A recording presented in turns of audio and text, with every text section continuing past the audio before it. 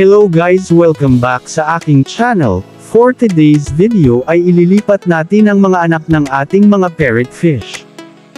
Una sa lahat, check muna natin ang temperature ng ating tubig para maiwasan na ma-water shock ang ating mga isda at dahilan sa pagkamatay nila. Simulan na nating manghuli. Kailangan ba separate ang mga maliliit na isda sa mga malalaki? Kailangan separate ang mga maliliit sa mga malalaki para maiwasan ang cannibalism. Kilala ang lahi ng parrotfish bilang territorial at para na rin mabilis lumaki ang maliliit dahil wala na sila masyadong kaagaw sa pagkain.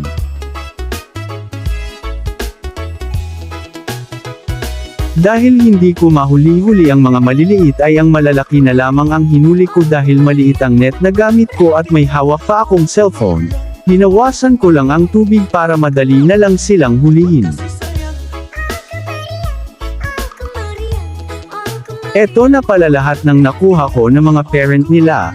I-acclimate muna natin bago natin i-drop ang mga isda dahil magkaiba ang temperatura sa kabilang pond sa paglilipatan natin.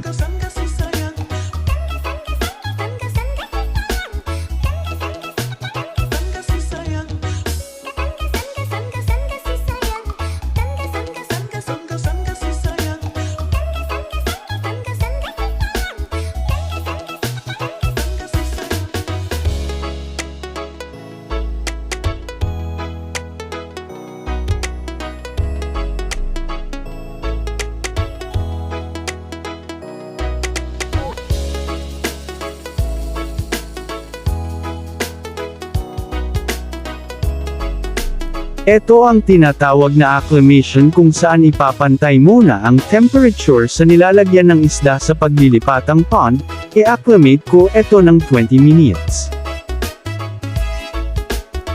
Na-drop ko na ang mga isda after 20 minutes. Hanggang dito na lang ang aking video. Please follow me guys for more fish keeping videos and tutorial.